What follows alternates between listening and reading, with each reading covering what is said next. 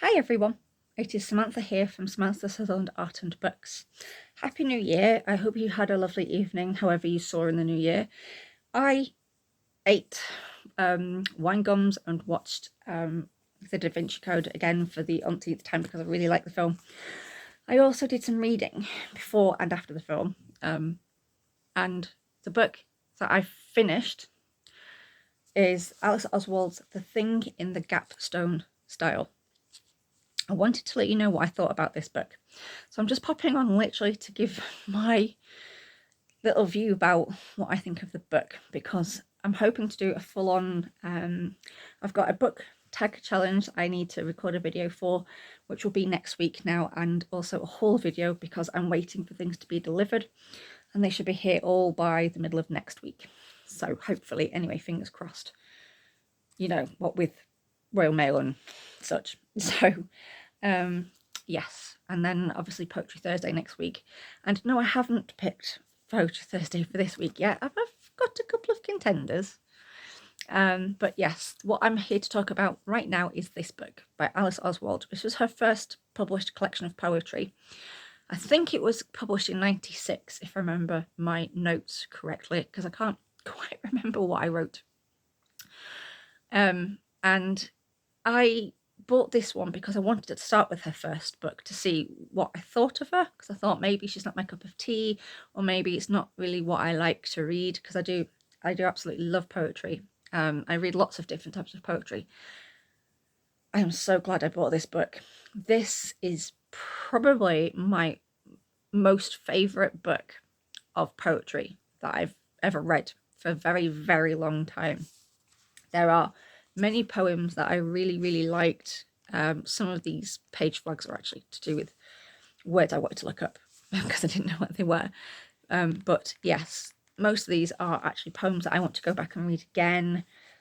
Some real favourites, including The Apple Shed, and there was an amazing longer poem, it was probably like 10 pages or so, called The Three Wise Men of Gotham Who Set Out to Catch the Moon in a Net, because apparently King John was supposed to have visited Gotham and they didn't want him to because he'd have cost them a fortune, because they would have had to have built a road, and obviously he really liked to collect taxes, which is why we have the folk tale of Robin Hood.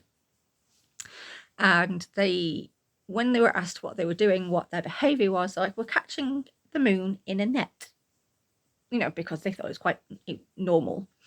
And King John didn't like the sound of that, so he gave Gotham a miss. Apparently he didn't go to Gotham because he didn't want to have to deal with an insane bunch of villagers, which I think is brilliant. If only that would work now. But anyway, yeah, that was just a beautiful, beautiful poem. The words she used, and she does use a lot of repetitive words, things like sea and moon and more, and there are some words, but I think that really helps the poems because it kind of keeps the rhythm of the text and the words going. She's definitely a nature and religion poet. You can definitely see that in her words and her prose. Would I recommend this poet? Oh, heck yeah. I think she's amazing. She should be poet laureate, I feel. And if she's not made poet laureate in the future, I want to know why, because I think she is an amazing poet. I haven't enjoyed a book of poetry this much in ages. And I mean, I love Ted Hughes and Dylan Thomas, Christina Rossetti, as you know, because I've read from them in previous weeks, Keats, and a lot of other poems, and Caroline Duffy. She's pipped Caroline Duffy. Caroline Duffy is now number 2, sorry. But to be honest, even she bigged her up.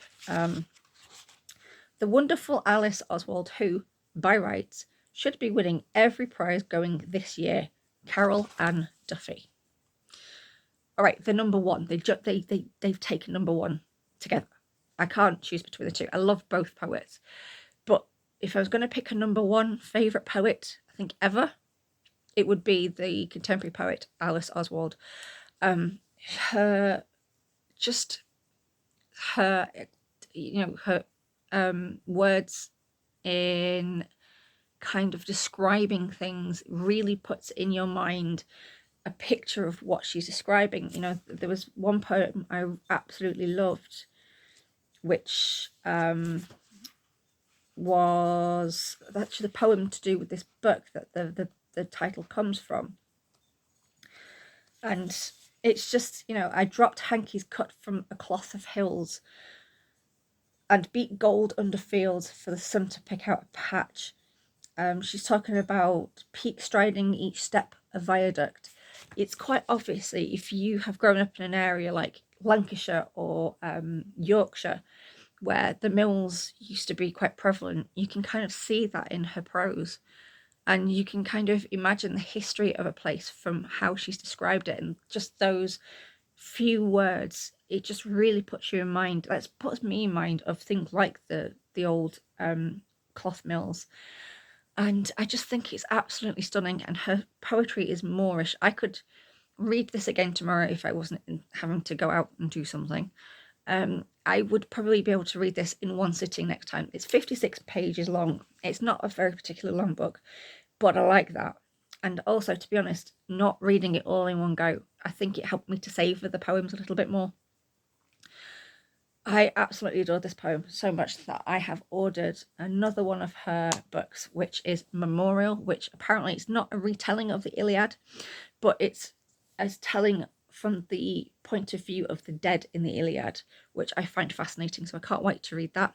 That I have ordered will be here on Friday, and as soon as it comes, I'll probably sit and read it, or as much as I possibly can, because her poetry is just so beautiful and so you're just able to get lost in the words really easily. I can highly recommend this poet. If you've never heard of her before, this is a really good one to start with. I started with this because I hadn't heard of her either. I found her by accident when I was looking for things on Ted Hughes, and I'm so happy that I did, because I just figured, why not? I'll just order the book, and I did on a whim, and I'm so glad that my whim turned out to be a great idea. So I can highly recommend this book. This is beautiful, and definitely if you love poetry or like poetry and you want to get into poetry, I think this is a really good starting point. So I can recommend Alice Oswald's The Thing in the Gap-Stone Stile. If you read it, let me know what you think of it, because I absolutely loved this book. You might not like it. You might like a couple of poems. If you do read it, what would have been what are your favourite ones from the book if you do read it? Anyway, I'm going to get going because I have a bath running, as per usual. So yes, I will see you next week for definitely the book tag challenge that I need to do a video for.